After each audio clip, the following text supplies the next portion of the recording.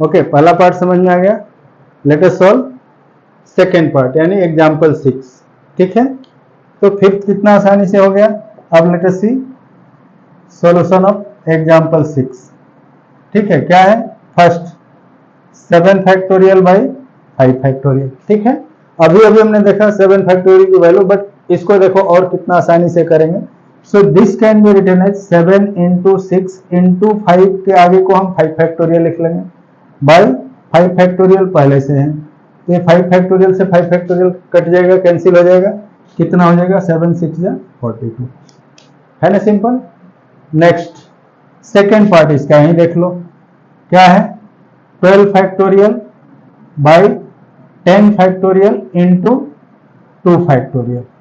So this will be 12 into 11 into 10 factorial. इसको जैसे ही हम नीचे वाला डिनोमिनेटर के इक्वल होगा 10 फैक्टोरियल कर देंगे, और फिर नीचे क्या हो जाएगा 10 फैक्टोरियल ऑलरेडी है, इस 2 फैक्टोरियल को 2 इंटू 1 लिखेंगे, तो 10 फैक्टोरियल से 10 फैक्टोरियल कैंसिल हो गया, इस 2 से 2 6 12, सो 11 6 66।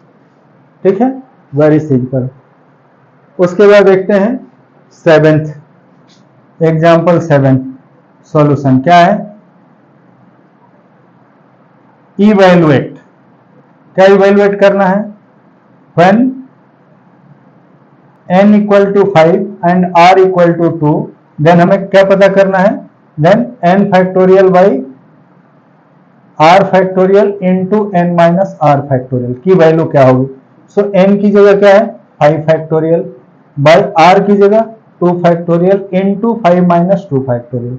सो ये क्या हो जाएगा 5 factorial by 2 factorial into 3 factorial. Now 5 factorial को हम 5 इंटू 4 इंटू 3 फैक्टोरियल बाई ये नीचे 2 फैक्टोरियल को 2 इंटू 1 इंटू 3 फैक्टोरियल लिख लेंगे। ठीक है, अब इसमें 3 फैक्टोरियल से 3 फैक्टोरियल कैंसिल हो जाएगा, 2 से ये 4 2 टाइम्स में कट जाएगा, सो यहाँ क्या मिला 5 इंटू 2 इक्वल टू 10। ठीक है, सो कितना सिंपल एप्लीकेशन है फैक्टोरियल का। Now let us see last example, that is solution of example 8। क्या है, ये गिवन है 1/8 factorial plus 1/9 factorial equal to x by 10 factorial. ठीक है, सो नाउ इस चीज को हम कैसे लिख लेंगे, this can be written as 1/8 factorial तो रहने देंगे, प्लस 1/9 को 9 इंटू 8 फैक्टोरियल कर लेंगे, और इधर x बाई 10 फैक्टोरियल को 10 इंटू 9 इंटू 8 फैक्टोरियल कर लेंगे। ठीक है, अब क्या है इनमें देखो, यहाँ 1/8 फैक्टोरियल तीनों में कॉमन है, तो इसे हम या तो कॉमन लेके कैंसिल कर लें, और this can be written common ही ले लेते हैं, तो ये हो गया 1 plus 1/9 equal to x upon 10 into 9 into 1/8 factorial.